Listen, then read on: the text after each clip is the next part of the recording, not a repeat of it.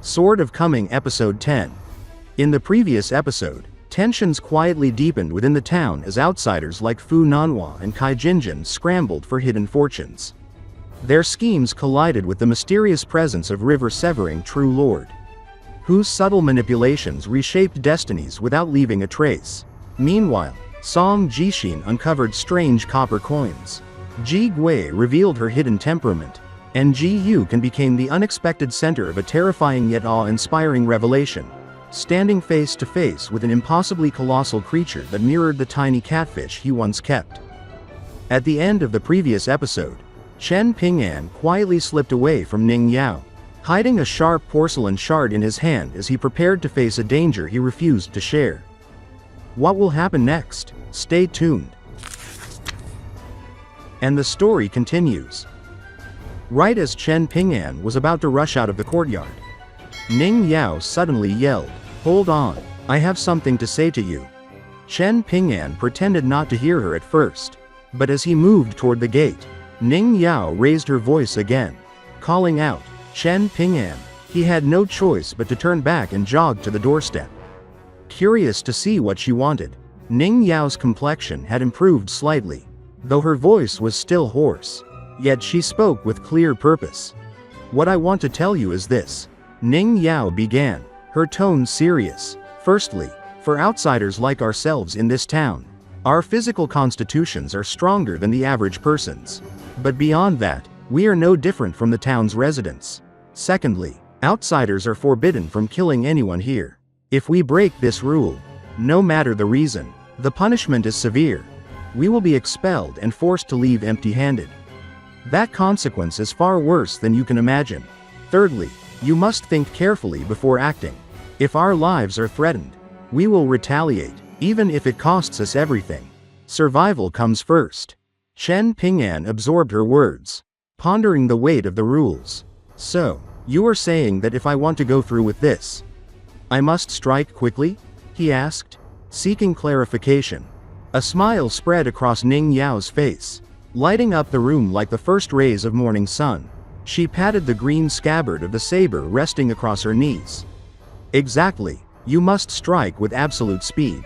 That is my ultimate pursuit. Both with this saber and my sword, I aim to be the fastest under the heavens, whether drawing a weapon or striking an opponent." She paused, then, with a mischievous glint in her eyes, asked, "Do you know how to improve the speed of your attacks?" Chen Ping'an shook his head blankly, revealing his lack of interest. Ning Yao noticed immediately and waved it off, her excitement fading. "Then hurry and go buy the clay pot. My medicine awaits," she said, her tone now casual. Chen Ping'an left the courtyard, this time with a slow, measured pace, carefully considering her words. Meanwhile, back inside, Ning Yao resumed her meditation, employing a unique breathing technique. Her eyes snapped open at intervals, alert and ready for any sudden confrontation. Suddenly, the flying sword on the table went still, emanating a chilling aura that seemed to intensify the early spring cold. Zhi Gui, meanwhile, sauntered to the entrance of the house, pretending to be a casual visitor. She did not immediately enter but peeked inside, ignoring Ning Yao completely. After some moments, Zhi Gui finally noticed Ning Yao. She feigned innocence and asked, "Who are you, big sister? And why are you sitting on Chen Ping'an's bed?" "I do not recall him mentioning any relatives staying with him." Ning Yao only glanced at the unwelcome visitor and returned to her meditation. Giving no reply, Zhi Gui, undeterred by the cold reception, displayed a subtle mix of fear and resentment upon seeing the longsword resting on the table. The golden thread moving within her pupils betrayed her hidden concern. Hesitating briefly, Zhi Gui lifted her foot as if to enter but then withdrew, clearing her throat with mock politeness. "I am coming in, if you do not object. That must mean you consent, correct? This is Chen Ping'an's house, and I have known him for many years. I only came by to see if you needed anything. We are moving soon and may leave some things behind for him. Perhaps you do not realize how difficult his life has been up to this point," she said, trying to establish a false sense of closeness. She wandered into the room, seated herself beside the table, and kept her eyes on the sword.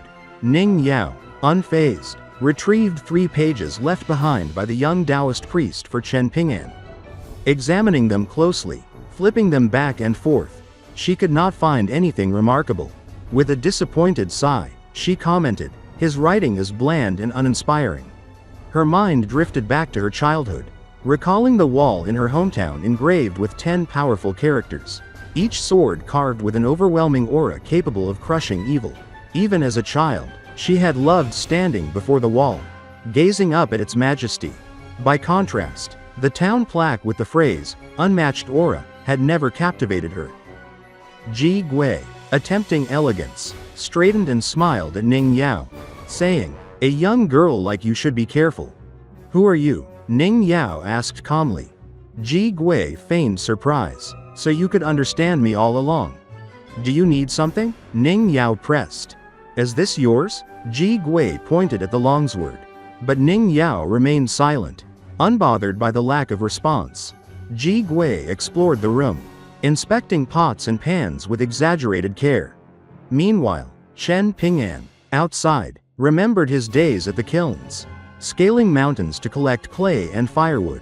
The labor had trained him well, instilling strength and stamina far beyond what his frail appearance suggested. He had faced near-death accidents, yet every challenge only honed his resilience. Manual labor had become second nature, and he practiced every skill he learned with focus and diligence, whether simple or complex. Back in the house, Zhi Gui waved politely before departing. "I am leaving. I wish you a speedy recovery. If you need anything, do not hesitate to ask. My name is Zhi Gui, and I live next door." Ning Yao offered no reply, inwardly despising the small town and the cultivators who constantly schemed against each other. She believed the pursuit of the great Tao should not be mired in petty plots and underhanded schemes. Outside Clay Vase Alley, Chen Ping'an shielded his eyes from the bright sunlight and began jogging through the familiar streets. He felt no weariness, accustomed to climbing and descending the mountains regularly. The true hardship had been working in the kilns, chopping wood for charcoal during rainy periods, often risking life and limb. Yet all of these experiences had built in him extraordinary endurance. Stopping at a crossroads, he crouched to tighten his straw sandals, keeping his hand clenched in a fist, his mind calm and steady. He missed his only friend in the town, Lu Shenyang, recalling a story Lu Shenyang's grandfather had once told. When he was a child, Lu Shenyang had watched someone run a few steps and leap over a creek, an act that had inspired both Lu Shenyang and Chen Ping'an. They had attempted the jump themselves, picking the narrowest part of the creek. Lu Shenyang, older but less adept, fell into the water, while Chen Ping'an vaulted effortlessly ahead. Undeterred, he returned repeatedly, perfecting his leaps over time. Each attempt brought him closer to the other side, and the repetitive practice never grew tiresome. From a distance, Lu Shenyang watched in secret, marveling at how Chen Ping'an had transformed from a stubborn little boy into someone with the grace and precision of an eagle. While leaping over the creek, he resembled the eagles that often circled around in the sky above the town. Fu Nanhua could tell that Kai Jinjin was in rather low spirits.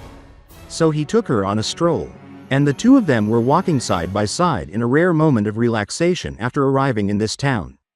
The streets were quiet, and the soft sounds of footsteps on cobblestones accompanied their conversation. As they walked, they shared interesting stories from the southern region of the eastern treasured Vile continent.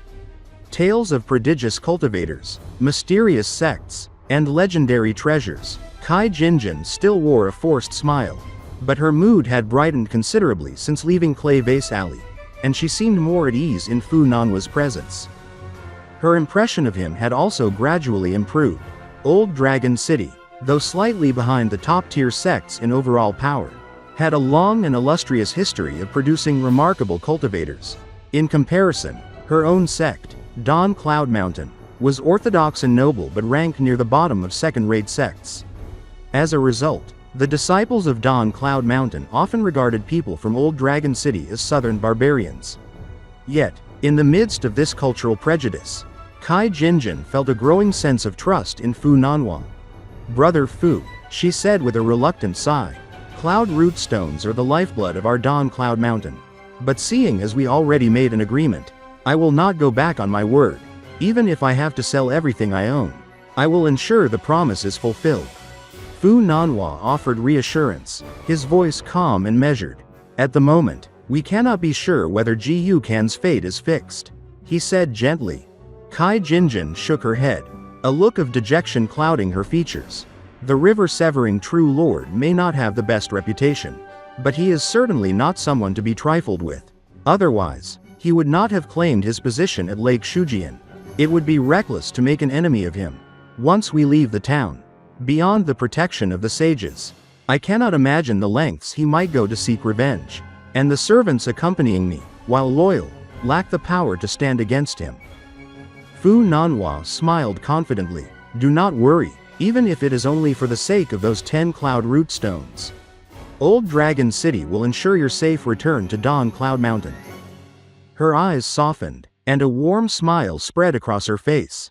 Gratitude and tender affection shone through her expression as she tilted slightly, allowing her shoulder to brush against his as they walked. The trip to Clay Vase Alley had not been part of her original plan, and the bet she had made with Fu Nanhua added an unforeseen weight to her journey.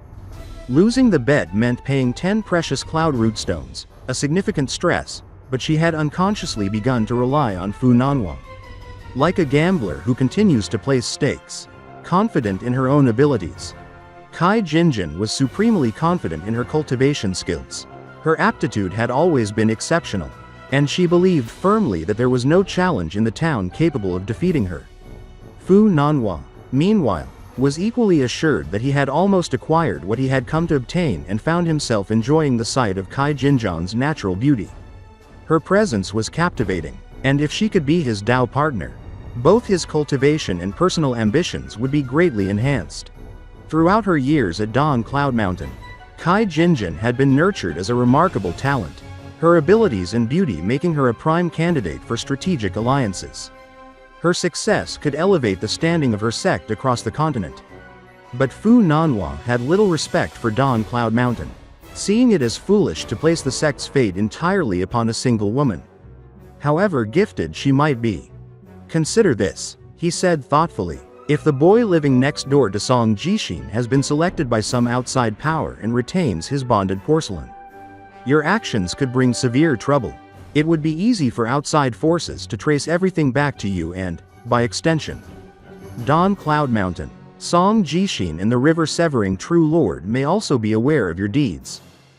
Kai Jinjin smiled, brushing off his concerns. Perhaps you were too focused on securing a fated opportunity here, overlooking the unspoken rules of this town.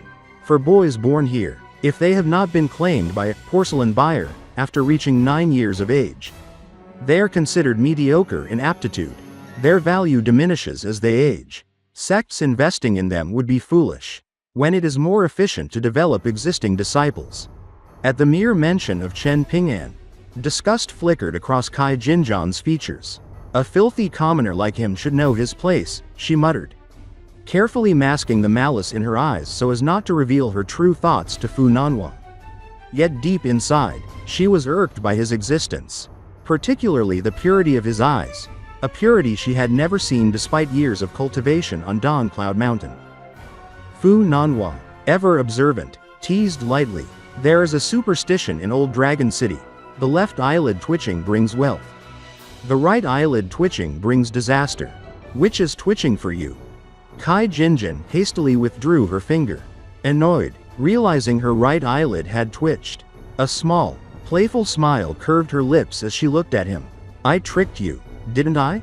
The gesture unsettled Fu Nanhua briefly, his mind wavering. He contemplated the advantages of taking Kai Jinjin as his Dao partner, the potential influence it would give Old Dragon City in the northern regions, and the power she could wield upon her successful return. He refocused, recalling the importance of remaining resolute and clearing obstacles in his pursuit of the great Dao. Kai Jinjin, sensing the moment, teased him with a soft, seductive voice. What are you thinking about that has made you so happy, Nanhua? Fu Nanhua smiled and was about to respond when movement in the corner of his eye drew his attention. A thin young boy emerged from the alley intersecting the one they were on. In a blur of motion, The boy covered the distance to Kai Jinjin in a single stride. With a swift, precise motion, he raised his left hand, holding a weapon, while his right fist slammed into her abdomen. The wind whistled as his strike landed, and Kai Jinjin doubled over from the sheer force. The boy's right hand, though powerful, was secondary to his dominant left hand, which now thrust the weapon into Kai Jinjan's throat, piercing deep into the underside of her oral cavity. He followed immediately with another punch to her chest, while his left hand maintained its deadly pressure, leaving no room for escape. Blood began to gush from her delicate neck as the young assailant channeled his strength from his core and his feet, driving her shoulder violently into the intersecting alley. Fu Nanhua was completely rooted to the spot, his mind utterly blank. In this episode, we saw Chen Ping'an learning important lessons about the rules and dangers of the town, as Ning Yao guided him on how to act quickly and wisely while navigating the threats around him. We witnessed Ning Yao's remarkable focus on speed and survival, her careful meditation, and the tension created by the unwelcome visitor, Zhi Gui. Meanwhile, Chen Ping'an reflected on his past experiences, his resilience, and the perseverance that had shaped him, even as he practiced and honed his skills with unwavering determination. At the same time, we followed Kai Jinjin and Fu Nanhua as they walked through the town, discussing fated opportunities, hidden dangers, and the high stakes surrounding her bed and cloud root stones. We saw the complex interplay of trust, ambition, and strategy, and how Kai Jinjan's pride and disdain for Chen Ping'an clashed with her reliance on Fu Nanhua. The episode reached a thrilling climax when a sudden, deadly attack from a young boy shocked everyone, leaving Fu Nanhua completely stunned. What happens next? Stay tuned for the next episode of Sword of Coming. If you enjoyed this episode or found it exciting, don't forget to like this video and subscribe to the channel to receive notifications for the latest episodes following the journey of Chen Ping'an. Thank you for watching, and we look forward to seeing you in the next video.